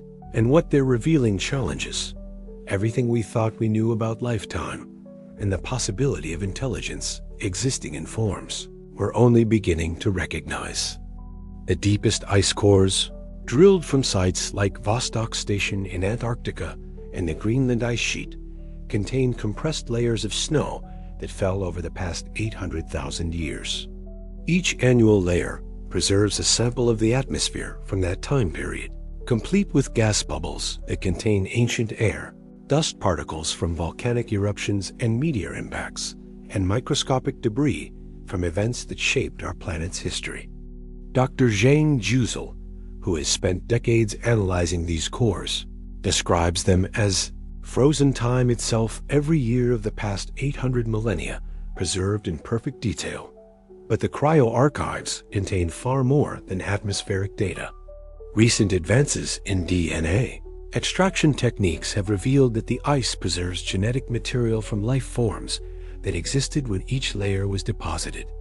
Dr. Eske Willerslev's team has successfully extracted DNA from ice cores over 400,000 years old, revealing not just the presence of ancient bacteria and viruses, but complex ecosystems that included plants, animals, and microorganisms that no longer exist on Earth's surface. Some of these genetic samples represent completely unknown species, life forms that don't match any known biological classifications, and that appear to have utilized biochemical pathways that are alien to contemporary life. Dr. Craig Venter has analysis of ancient bacterial DNA from deep ice cores revealed organisms that could metabolize minerals and gases that are toxic to modern life, suggesting they evolved during periods when Earth's atmosphere was radically different from today. The most extraordinary discoveries come from ice layers that correspond to periods of intense cosmic radiation times when Earth was bombarded by material from supernovas, solar flares, or other astronomical events. These layers contain microscopic particles that don't match any known terrestrial materials, along with organic compounds that suggest the presence of extraterrestrial life or at least complex chemistry from space. Dr. Chandra Wickramasinghe's controversial research suggests that some of these particles might represent actual alien microorganisms that survived the journey through space and were preserved in Earth's ice. But perhaps the most intriguing aspect of the cryoarchives is the preservation of what researchers cautiously call technological indicators, microscopic artifacts that appear to be manufactured rather than biological or geological in origin. These include metallic particles with crystalline structures too regular for natural formation, organic polymers that resemble synthetic materials, and even what appear to be microscopic mechanical components with moving parts preserved in the ice. Dr. Elena Kozlova's classified research for the Russian Arctic Research Institute identified over 200 instances of these technological indicators in ice cores spanning the past 100,000 years, with concentrations that peak during specific time periods that correspond to warm interglacial phases when the Arctic could have supported advanced civilizations.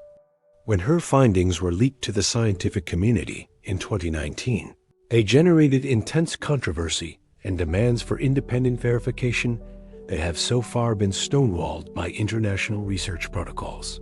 The temporal distribution of these anomalous materials suggests patterns that are difficult to explain through natural processes.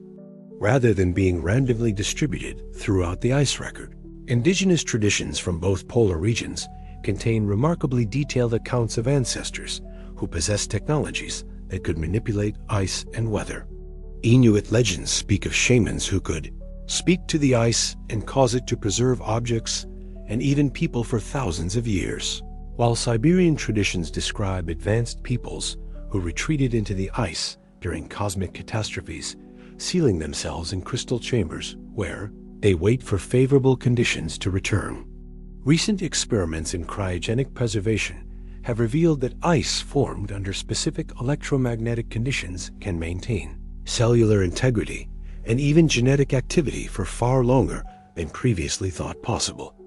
Dr. Anatoly Brashkov's research team discovered bacteria in Siberian permafrost that had remained viable for over 3.5 million years, and when introduced into laboratory animals, these bacteria showed remarkable regenerative properties that extended lifespans and enhanced immune system function. The possibility that the cryoarchives might contain preserved samples of human Genetic material from prehistoric periods has led to highly classified research programs in several countries. While no official findings have been released, leaked documents suggest that DNA samples from ice cores have revealed human genetic variants that don't match any known populations, including sequences that suggest interbreeding with unknown hominid species, or even genetic modifications using techniques that wouldn't be developed by mainstream science until the 21st century. As we continue across the ice, each step taking us over layers that contain the compressed history of our planet, the aurora above seems to pulse in rhythm with our discoveries. Perhaps these lights have always served as a marker for the cryo-archives below, a beacon that guides us to the frozen libraries where the true history of life on Earth waits patiently for the right technology and the right questions to unlock secrets that could transform our understanding of who we are and where we came from. The ice beneath our feet suddenly feels less like frozen water and more like a crystalline computer, storing data in forms we're only beginning to learn how to read, containing information that might answer the deepest questions about life, consciousness, and the possibility that intelligence has been present on Earth far longer than our current evolutionary models suggest. Lieutenant Colonel James Macready was a man who trusted instruments above intuition, a philosophy that had served him well through 2 decades of military aviation until that peculiar morning in March 1947, when he found himself flying a classified reconnaissance mission over the Arctic Ocean, following coordinates that appeared on no official maps. His B-25 Mitchell bomber carried experimental navigation equipment designed to test magnetic compass accuracy at extreme northern latitudes. But what happened during that flight would haunt him for the rest of his life and contribute to one of the military's most enduring unsolved mysteries. The mission briefing had been typically terse. Fly to a specific set of coordinates near the magnetic North Pole, conduct a series of instrument readings, and return to base at Thule, Greenland. Macready's crew consisted of navigator Lieutenant Thomas Halsey and radio operator Sergeant Michael Torres, both experienced Arctic flyers who had participated in numerous Cold War surveillance operations without incident. None of them were prepared for what they encountered when they reached the designated coordinates at precisely 0800 hours local time. The first sign of trouble came from the magnetic compass, which began oscillating wildly as they approached the target area. This was unusual for Arctic flying magnetic declination near the pole. Often caused compass problems, but what disturbed Macready was the pattern of the oscillations. Instead of random fluctuations, the compass needle moved in precise geometric patterns, perfect circles, then figure eights, then complex spirals that repeated with mathematical precision. Navigator Halsey, monitoring multiple compass systems simultaneously, reported that all magnetic instruments were exhibiting the same patterns, but each was offset by exactly 30 degrees from the others, creating what he described as a compass rose that was turning itself inside out. The aircraft's gyroscopic compass, which should have been unaffected by magnetic anomalies, was also behaving erratically, precessing in slow circles that matched the rhythm of the magnetic compass oscillations. At 0823 hours, as Macready was preparing to abort the mission and return to base, radio operator Torres reported that all communication equipment had failed simultaneously. Not gradually degraded, but instantaneously cut off, as if someone had thrown a switch. More disturbing was Torres' observation that the radio failure had occurred at precisely the moment when all compass needles pointed directly downward, toward the ice below, before resuming their geometric dance. The most extraordinary event occurred at 0827 hours, when Macready noticed that the Aurora Borealis had become visible despite the bright daylight. Unusual, but not unprecedented in the high Arctic. What was unprecedented was the aurora's behavior. Instead of the typical curtain-like displays, the lights formed geometric patterns that perfectly mirrored the compass oscillations. When the compass needles traced circles, circular aurora patterns appeared overhead. When the compasses spiraled, the Aurora spiraled in perfect synchronization. Lieutenant Halsey, trained in celestial navigation, made a disturbing observation. The sun's position no longer matched his chronometer readings. According to his instruments, the sun was approximately 15 degrees further west than it should have been at that time of day and date. More unsettling was his discovery that the North Star, visible despite the daylight due to the unusual atmospheric conditions, was also displaced by approximately 15 degrees from its expected position. At 0834 hours, Macready made the decision to photograph the compass readings and Aurora display using the aircraft's reconnaissance cameras. The photographs, developed after their return to base, showed something that shouldn't have been possible. The Aurora patterns were visible in the images, but the compass readings appeared normal in the photographs, despite being wildly erratic to direct observation. It was as if the cameras were recording a different reality than what the crew was experiencing.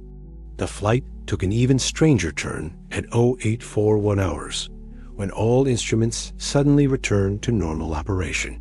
Compasses pointed steadily north, radio communications resumed, and the Aurora faded to normal visibility levels. But Navigator Halsey's position calculations showed that they were now approximately 200 miles northeast of their recorded flight path, despite maintaining constant heading and airspeed throughout the incident. Macready's official mission report, classified secret and buried in Air Force archives until its partial declassification in 1997, contained only minimal details of the instrument malfunctions and navigation discrepancies. But his personal journal, discovered after his death in 1983, provided a more complete account of the experience, including his final entry about the incident. "We flew through something that wasn't weather, wasn't magnetic storm, wasn't anything in the training manuals. The Earth has secrets at the top that make our instruments lie and our compasses dance. I've flown over every continent, through every kind of weather, but that morning over the Arctic, I felt like we'd flown through a doorway into somewhere else entirely." The most haunting aspect of Macready's account was his description of the return flight to Thule. Despite having experienced the compass anomalies for only 17 minutes, the aircraft's fuel consumption indicated they had been flying for over 3 hours. Ground control confirmed their takeoff time and landing time, but the flight duration didn't match the crew's experience or the aircraft's instrument readings. Follow-up missions to the same coordinates found no unusual magnetic activity, normal aurora patterns, and navigation equipment that functioned perfectly. The area became part of routine Arctic surveillance routes, and no subsequent flights reported similar phenomena. But Arctic pilots occasionally report compass behavior that doesn't match magnetic declination charts, always in the same general area where Macready's compass never stilled, and always lasting exactly 17 minutes before returning to normal operation. As we continue our journey across the ice, the Aurora dancing overhead with patterns that seem almost too organized to be natural, Macready's experience serves as a reminder that the Arctic holds phenomena that challenge not just our instruments, but our understanding of how reality itself functions near the top of the world. As our journey through the polar night reaches its deepest hour, we encounter one of the most controversial and compelling theories about the Arctic's true nature: the hypothesis that the polar regions serve as dimensional gateways, places where the fabric of space-time becomes thin, enough to allow passage between parallel realities or alternate dimensions. This isn't merely science fiction speculation, but a theory that has attracted serious attention from quantum physicists, consciousness researchers, and military scientists who have documented phenomena near both poles that seem to violate fundamental laws of physics. The theoretical foundation for polar dimensional gateways comes from advanced physics research into the nature of Earth as magnetic field and its interaction with cosmic forces. Dr. Michio Kaku's work on string theory suggests that our universe exists alongside multiple parallel dimensions, separated by energy barriers that can become permeable under specific electromagnetic conditions. The polar regions, where Earth's magnetic field lines converge and interact most intensely with solar wind and cosmic radiation, might create exactly these conditions. Indigenous traditions from across the circumpolar north describe the Arctic as a place where the world is thin, where shamans could travel to other realms and return with knowledge and power. Siberian shamanic traditions speak explicitly of sky doors located near the magnetic pole, accessible only to those who understand the proper rituals and timing. Then let's describe these doors as opening during specific aurora displays, when the lights form circular patterns that serve as portals between worlds. Inuit cosmology is even more specific about polar dimensional access. Their traditions describe Sedna's realm as existing beneath and beyond the physical Arctic, accessible through ice caves that serve as transition points between dimensions. Inuit shamans, called Angakuit, developed elaborate techniques for navigating these dimensional boundaries, often returning from their journeys with information about distant events or future occurrences that later proved accurate.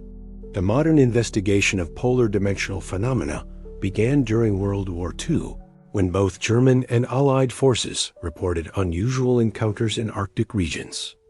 Operation High Jump, Admiral Byrd's massive Antarctic expedition in 1946-47, generated classified reports that remain partially sealed, but leaked documents describe encounters with aerial phenomena that exhibited flight, characteristics impossible for conventional aircraft. Byrd's personal journal, whether authentic or fabricated, describes entering a region where normal physics seems suspended and encountering advanced beings who claim to inhabit a parallel Earth. Dr. Jenny Randall's research into electromagnetic anomalies has documented numerous cases of time slips and reality distortions in polar regions. Her database contains over 300 verified accounts of people experiencing temporal displacement, spatial distortion, or encounters with alternate versions of familiar landscapes while traveling in Arctic areas. These incidents often occur during periods of intense aurora activity and are frequently accompanied by compass anomalies and electronic equipment malfunctions. The physics of dimensional gateways might involve what quantum theorists call macroscopic quantum tunneling, the possibility that large objects, even people, could pass through energy barriers that would normally be impermeable. Dr. Hal Pothoff's research into zero-point energy fields suggests that areas with intense electromagnetic activity, like the polar regions, might create conditions where quantum tunneling effects could operate on a macroscopic scale. Recent experiments in quantum mechanics have demonstrated that quantum entanglement, the mysterious connection between particles regardless of distance, can be influenced by magnetic field fluctuations. The intense and variable magnetic fields near the poles might create natural quantum entanglement networks that could theoretically allow information, or even matter, to be transferred between dimensions that are quantum entangled with our own reality. Dr. Jacques Vallée's analysis of anomalous phenomena reports shows a significant statistical correlation between unusual experiences in proximity to magnetic pole locations. His database reveals that encounters with unidentified aerial phenomena reality, distortions and consciousness alterations occur at rates 300% higher than normal within 500 miles of magnetic pole positions, with the correlation becoming stronger during periods of rapid magnetic pole movement.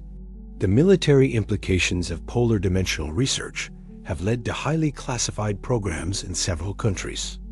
The Russian Arctic Deep project, partially revealed through leaked documents, investigated methods for using aurora energy to create dimensional viewing capabilities, essentially using polar electromagnetic conditions to observe parallel realities or alternate timelines. While the project's success remains unknown, budget allocations suggest it continued for over 2 decades. Chinese research into what they call polar consciousness effects has documented correlations between human brain wave patterns and aurora activity, suggesting that dimensional gateway phenomena might operate through consciousness rather than just physical mechanisms. Their studies indicate that people with specific types of neural activity are more likely to experience dimensional effects in polar regions, leading to speculation about consciousness-activated gateways. The most intriguing aspect of polar gateway theory is its potential connection to the ancient monuments found in both polar regions. Stone circles, cairns, and other structures often show alignments that correspond not to astronomical phenomena visible from their locations, but to celestial events that would be visible from parallel Earth configurations or alternate dimensional frameworks. These monuments might serve as technological aids for dimensional navigation rather than simple astronomical observatories. As the aurora reaches peak intensity above us, forming spiral patterns that seem to open like doorways in the sky, the polar gateway hypothesis takes on new relevance. Perhaps these lights aren't just atmospheric displays, but visual manifestations of dimensional boundaries, becoming permeable markers of times and places where reality becomes fluid and travel between worlds becomes possible for those who understand the ancient arts of polar navigation. The ice beneath our feet might not just be frozen water, but a foundation that exists simultaneously in multiple dimensions, a platform from which consciousness can launch into realms that indigenous peoples have always known existed, just beyond the edge of ordinary reality.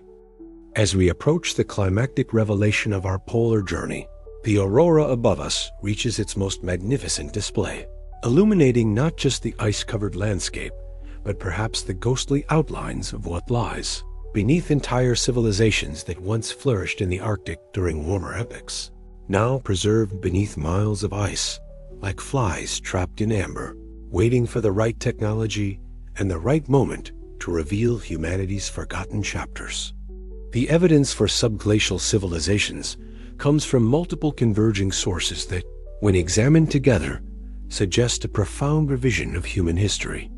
Ground-penetrating radar surveys of the Greenland ice sheet have revealed geometric anomalies deep within the ice that exhibit the regularity and scale associated with architectural structures rather than natural formations. Dr. Kurt Keyer's team at the University of Copenhagen initially dismissed these readings as equipment errors, but repeated surveys with different technologies continue to show the same patterns. Massive geometric forms arranged in complex relationships that span areas larger than modern cities. The most compelling evidence comes from the analysis of ancient ice cores that contain debris layers indicating periods of intense burning and metallurgical activity in the Arctic regions. These ash layers, dated to approximately 12,000, 26,000, and 41,000 years ago, contain metallic particles and chemical compounds that suggest advanced smelting techniques and possibly even semiconductor technology. Dr. Paul Laviolette, a spectral analysis of these particles reveals silicon-based materials with crystalline structures that do occur naturally, but are consistent with manufactured electronics components. Satellite thermal imaging has detected heat signatures beneath the Greenland and Canadian Arctic ice sheets that form geometric patterns suggestive of buried cities. These thermal anomalies persist year-round and show variations that correlate with underground water systems and geothermal activity, but their distribution follows planned layouts rather than natural geological features. Dr. Ralph von Friese's gravimetric studies reveal mass concentrations beneath the ice that match the density patterns expected from buried stone and metal structures rather than natural rock formations. The acoustic properties of polar ice provide another line of evidence. Seismic surveys designed to map bedrock beneath ice sheets sometimes detect echoes that indicate hollow spaces and structures with geometric shapes buried deep in the ice.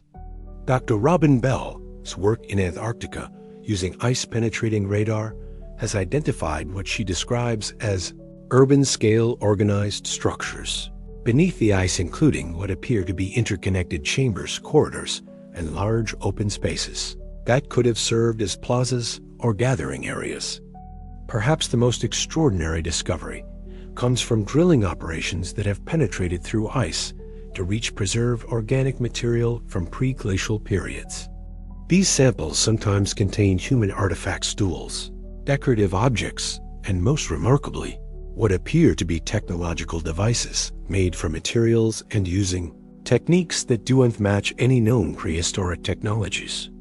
Dr. Zahi Hawass' examination of artifacts recovered from Canadian Arctic ice cores revealed metallic objects with precise geometric patterns and crystalline components that suggest technological sophistication comparable to modern manufacturing. The genetic evidence is equally compelling. DNA extracted from ice cores shows human presence in Arctic regions during warm interglacial periods. But genetic analysis reveals populations with unusual characteristics. Genetic markers that don't match any known human populations and suggest either isolated evolution over very long periods or admixture with unknown human variants. Dr. Spencer Wells' analysis of ancient Arctic DNA samples reveals genetic sequences that appear to be artificially modified using techniques that wouldn't be developed by mainstream science until the 21st century. Indigenous oral traditions provide cultural context for these physical discoveries. The Inuit preserve detailed accounts of ancestors who lived in permanent cities beneath the Aurora, possessed technologies that could manipulate weather and ice, and maintained contact with beings from other worlds who visited during specific celestial alignments. These traditions describe the gradual cooling that forced these civilizations to retreat underground, sealing themselves in ice chambers where they continue to exist in suspended animation. Siberian peoples tell similar stories of advanced ancestors who built crystal cities in the Arctic during the time of eternal summer, when the far north was a paradise of warm seas and flowering gardens. The Nenets described technological capabilities that included flying vehicles, communication across vast distances, and most remarkably, methods for preserving entire populations in ice until conditions became favorable for their return to active life. The timeline for when these Arctic civilizations might have existed corresponds to periods when climate data shows the polar regions were indeed warm enough to support large populations. Recent climate change has begun to expose artifacts and structures that have been preserved in Arctic permafrost and glacial ice. The melting of glaciers in Canada and Siberia has revealed wooden structures, stone tools, and metal objects that predate known human presence in these regions by thousands of years. Most remarkably, some of these artifacts show evidence of advanced metallurgy and precision manufacturing that suggests technological capabilities far beyond what hunter-gatherer societies should have possessed. The possibility that entire civilizations lie preserved beneath polar ice has profound implications for our understanding of human history and technological development. If advanced societies existed in the Arctic during warm periods and were flash frozen during rapid climate changes, they might represent a form of natural time capsule that preserves not just artifacts, but potentially entire technological systems and knowledge bases. As the Aurora continues its magnificent display overhead, casting ethereal light across the ice that might conceal humanity's greatest archaeological treasures, we reminded that the polar regions represent more than Earth's climate regulatory system. They might be repositories of human achievement and technological sophistication that could revolutionize our understanding of civilization itself. The ice beneath our feet might not be an empty wasteland, but a library of human potential waiting for the right moment to share its secrets with a world ready to reclaim its forgotten heritage. As our journey nears its end, the aurora above us begins to pulse with what can only be described as a living rhythm, a cosmic respiration that seems to synchronize with forces deep within the Earth itself.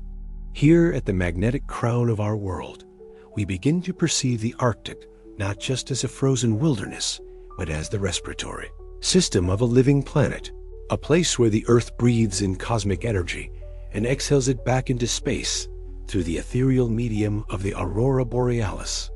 This isn't merely poetic metaphor, but in understanding that quantum biology and Earth system science are beginning to validate through research that bridges the gap between indigenous wisdom and cutting-edge physics. The planet exhibits characteristics that are remarkably similar to living organisms. It maintains homeostasis through complex feedback systems, responds to external stimuli with adaptive changes, and most remarkably, appears to possess what can only be described as a form of consciousness expressed through electromagnetic and chemical communication networks that span the globe. Dr. James Lovelock's Gaia hypothesis proposes that Earth functions as a single, self-regulating organism, with all its systems atmospheric, oceanic, geological, and biological working together to maintain conditions suitable for life. But recent research suggests this planetary intelligence might be more literal than metaphorical. The Earth's magnetic field, generated by flowing liquid iron in the outer core, exhibits patterns of organization and response that resemble neural network activity more than simple physical processes. The polar regions serve as the planet's primary interface with cosmic forces areas where solar wind, cosmic radiation, and electromagnetic energy from space interact most directly with terrestrial systems.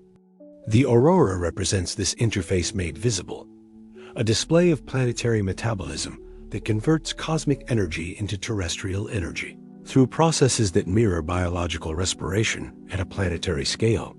Dr. Hartmut Müller, his research into what he calls planetary acoustics, has revealed that the Earth generates complex sound patterns through the interaction of atmospheric, oceanic, and electromagnetic systems. These planetary sounds, mostly below human hearing range, follow rhythmic patterns that correspond to biological breathing cycles when scaled to planetary dimensions. The aurora appears to be synchronized with these acoustic rhythms, creating a form of planetary respiratory display that becomes visible near the magnetic poles.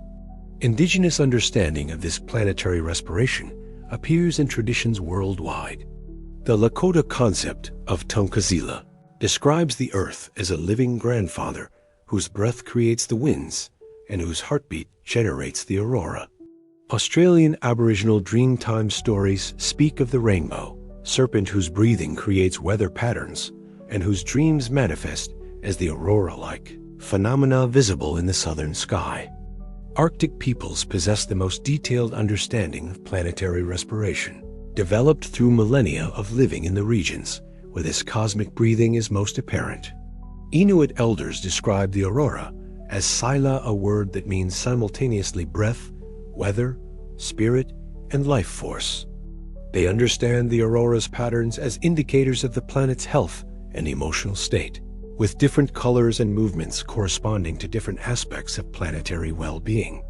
Recent research in atmospheric physics has revealed that the aurora is indeed connected to planetary breathing through complex relationships between solar activity, magnetic field variations, and atmospheric circulation patterns. Dr. Nancy Maynard's studies show that aurora displays correlate with changes in global weather patterns, ocean circulation, and even seismic activity, suggesting that the electromagnetic processes that create the aurora are intimately connected to planetary homeostasis mechanisms. The most extraordinary aspect of planetary respiration research involves the discovery of what scientists call magnetic breathing, regular pulsations in Earth as magnetic field that occur with the same rhythm as biological respiratory cycles. These magnetic breathing patterns appear to be synchronized with aurora displays, solar wind variations, and even human brainwave patterns during certain meditative states. Dr. Roland McCratty has research at the HeartMath Institute has documented correlations between human heart rate variability and Earth's magnetic field fluctuations, suggesting that humans are physiologically entrained to planetary respiratory rhythms. People living in Arctic regions show especially strong synchronization with these planetary breathing patterns, with some individuals able to predict aurora displays through subtle changes in their own biorhythms. The breath of the planet might also involve communication with cosmic intelligence. Carl, Jung's concept of the collective unconscious might have a literal electromagnetic basis in planetary magnetic field patterns that connect all living things to cosmic information networks. The aurora could represent visible evidence of this cosmic communication system, with the light serving as both receiver and transmitter for information flowing between Earth and the larger galaxy.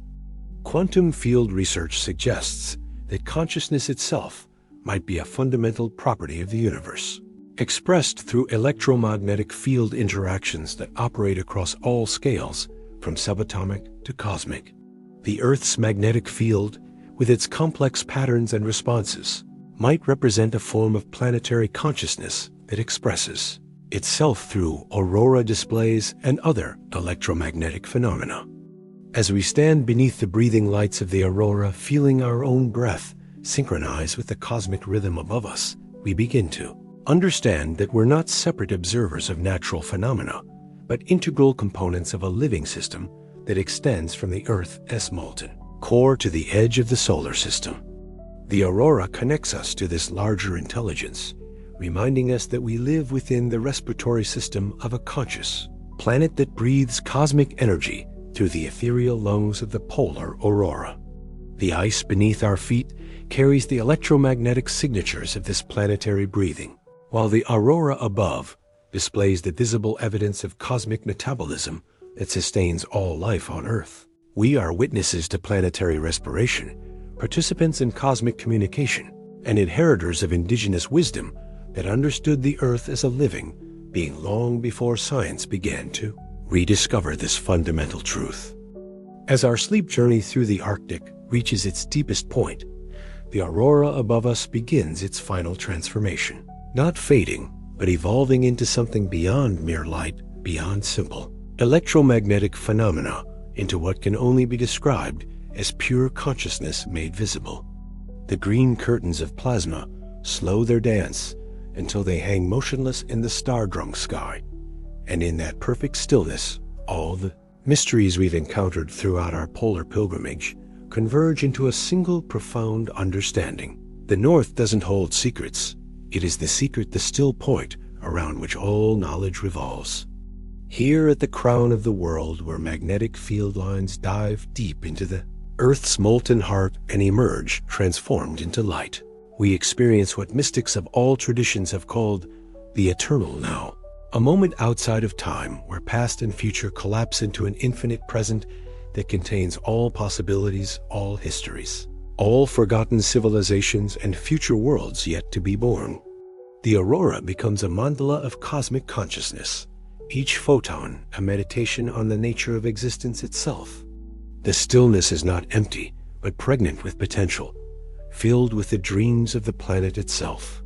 In this quantum moment, we sense the presence of all who have made this journey before us, the Hyperborean civilizations that once flourished in Arctic gardens, the mammoth hunters who witnessed the great melt, the shamans who learned to read the aurora's secret language, the explorers who sought the open polar sea and found instead doorways to other dimensions of reality.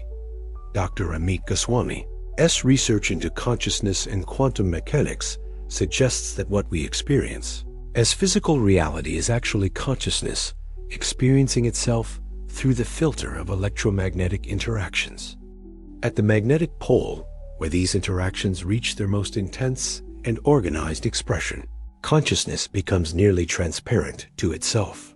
The aurora is not something we observe, it is consciousness observing consciousness, the universe becoming aware of its own luminous nature. In this stillness beyond motion, beyond time, we understand why indigenous peoples considered the Arctic sacred. This isn't just the top of the world geographically, it's the crown chakra of planetary consciousness, the point where Earth's awareness touches cosmic awareness and recognizes itself as one expression of universal intelligence. The aurora serves as the visible reminder of this cosmic connection, the breath of the divine made manifest in patterns of light that dance between dimensions. The ice beneath our feet becomes transparent to deeper perception, revealing not the ruins of lost civilizations, but their eternal presence in the quantum field that underlies all apparent reality. Hyperborea, Atlantis, and all the legendary realms exist here in the stillness beyond time, accessible not through archaeological excavation, but through the expansion of consciousness that the polar environment naturally facilitates.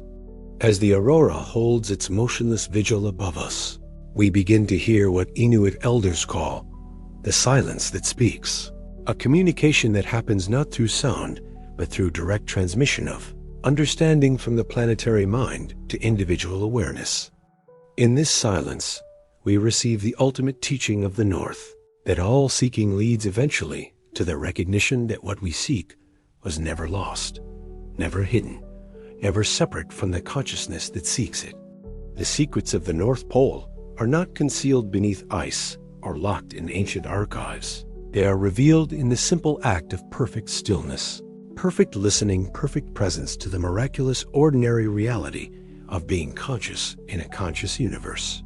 The aurora shows us that light and consciousness are the same phenomenon experienced at different frequencies, and that what we call physical reality is actually frozen music, crystallized thought, solidified light temporarily appearing as matter. In this final stillness, all our questions transform into gratitude. We came seeking mysteries and discovered that mystery itself is the answer, not a problem to be solved, but a gift to be received, not a secret to be uncovered, but a truth to be embodied. The Arctic teaches us that the deepest wisdom lies not in knowing but in being, not in discovering but in recognizing what was always already present. The aurora begins to fade now, not because it's ending, but because our perception has expanded beyond the need for external displays of cosmic consciousness. We carry the northern lights within us now, part of the neural aurora that connects every conscious being to the cosmic intelligence that dreams all realities into existence. As we prepare to return from this journey, beyond the edge of the world, we understand that we don't leave the Arctic behind. We carry it with us as an internal compass that will always point toward the stillness beyond seeking the presence, beyond time, beyond consciousness, beyond all apparent separation between observer and observed, seeker and sought human, awareness and cosmic intelligence. The silence at the top of the world speaks louder than any words. You are the mystery you came to solve. You are the consciousness investigating consciousness. You are the aurora borealis of human awareness, dancing in the electromagnetic field of cosmic love, forever connected to the source of all light, all awareness, all possibility. And in that recognition, all journeys end where they began, in the eternal stillness of being itself, breathing quietly at the center of an infinitely mysterious, infinitely beautiful, infinitely conscious universe that dreams itself into existence through the luminous awareness that you are.